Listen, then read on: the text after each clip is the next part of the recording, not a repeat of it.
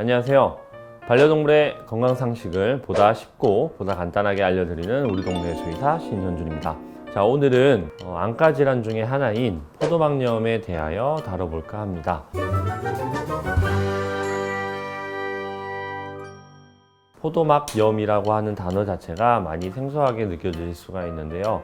의외로 병원에서 안과 질환으로 내원했을 때 포도막염으로 진단되는 포도막염을 가지고 있는 경우는 매우 흔합니다. 그래서 보호자님에게 포도막염이라는 용어가 어떤 건지, 그리고 그 질환이 어떻고 어떻게 치료를 해야 되는지 오늘 한번 자세히 설명을 드려볼까 합니다. 포도막염이라고 하는 것이 어떤 말인지 한번 확인을 해보도록 하겠습니다. 포도막염이라고 하는 것은 포도막이라고 하는 것에 염증이 생긴 것을 포도막염이라고 하는데요. 포도막은 어떤 막을 포도막이라고 할까요? 일단 포도막은 눈을 둘러싸고 있는 홍채, 그리고 모양채, 맥락막을 통틀어서 포도막이라고 합니다. 우리가 흔히 먹는 과일인 포도를 연상하게 되는데요. 실제로 그 포도의 포도가 맞습니다. 포도막을 보면 마치 포도의 한 알을 덮고 있는 포도 껍질처럼 검은 막이 둘러싸고 있기 때문에 거기서 유래를 했습니다. 그리고 포도막은 앞서 말씀드린 것처럼 홍채, 그리고 모양채, 그다음 맥락막을 통틀어서 포도막이라고 하는데요. 구조적으로 앞에 분포하고 있는 홍채와 모양채를 전 포도막, 그리고 뒤를 둘러싸고 있는 맥락막을 후 포도막이라고 구분을 하고 있습니다. 이 포도막의 특징은 혈관이 굉장히 많이 발달하고 분포하고 있어서 그래서 반대로 염증이 흔하게 올 수가 있습니다. 일단 포도막염이 생기게 되면 일단 통증을 동반할 수 있습니다. 그래서 눈을 찌푸린다거나 눈물을 흐르는 그런 증상이 동반될 수 있고 충혈이 되기도 하며 때로는 각막이 부종이 오기도 합니다. 이런 증상은 사실 다른 안과 질환에서도 같이 볼 수 있는 비특이적인 증상에 해당하고요. 포도막염에 국한된 특징적인 증상들은 어떤 것이 있는지를 알아보자면 일단 안압이 떨어집니다. 눈 안에 포도막염이 있고 염증이 있으면 안압이 상대적으로 좀 떨어지게 되고요. 그리고 눈이 상대적으로 축동되어 있는 경우가 많습니다. 축동이라고 하는 것은 동공이 이렇게 작아져 있는 것을 얘기하는데요. 염증으로 인해서 2차적으로 축동이 오게 됩니다. 그리고 홍채의 색소에 변화가 있거나 홍채에 혈관이 신생되는 경우도 있고요. 이런 경우에는 포도막염을 의심할 수 있는 소견이라고 할 수 있습니다. 그럼 병원에서 이 포도막염을 확진하는 방법은 어떻게 될까요?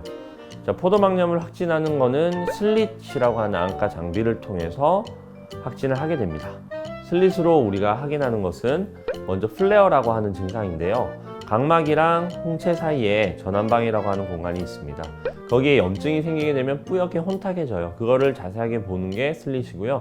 그 자세하게 봤을 때 그 부분이 뿌옇게 보이는 거 우리는 플레어 증상이라고 합니다. 플레어 증상이 있으면 포도막염으로 확진을 할 수가 있습니다. 그리고 육안상으로 봤을 때 이 전완방이라고 했던 그 공간에 피가 차거나 아니면 피브린이 차거나 혹은 膿이 차 있으면 포도막염으로 확진할 수 있습니다. 이거는 슬릿 장비가 없어도 충분히 육안상으로 진단이 가능해요. 그러면 포도막염이 왔을 때 우리는 치료를 어떻게 해야 할까요? 자, 아까 말씀드린 포도막염은 염증 질환이기 때문에 염증을 완화시키기 위한 소염제를 활용을 합니다. 다만 안약으로만은 한계가 있을 수 있습니다. 그 이유는 눈 안에 염증이 있는 것이다 보니까 안약이 도달할 수 있는, 약물이 도달할 수 있는 한계가 있고요. 그래서 포도막염은 결막하에 주사를 놓기도 하고요. 그리고 전신약물, 먹는 약을 먹기도 합니다. 아까 말씀드렸듯이 포도막이라고 하는 구조는 혈관을 많이 분포하고 있기 때문에 먹는 약을 먹었을 때 그 약물이 충분히 혈관을 통해서 전달이 됩니다.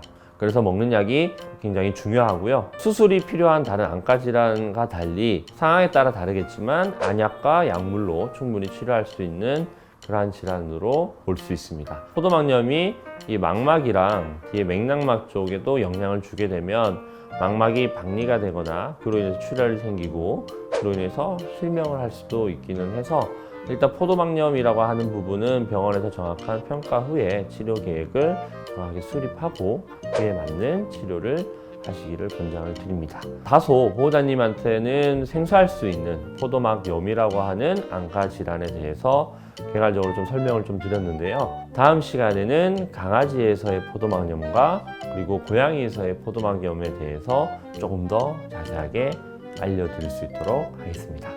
오늘 영상이 도움이 되셨다면 좋아요와 구독을 많이 눌러주세요. 안녕!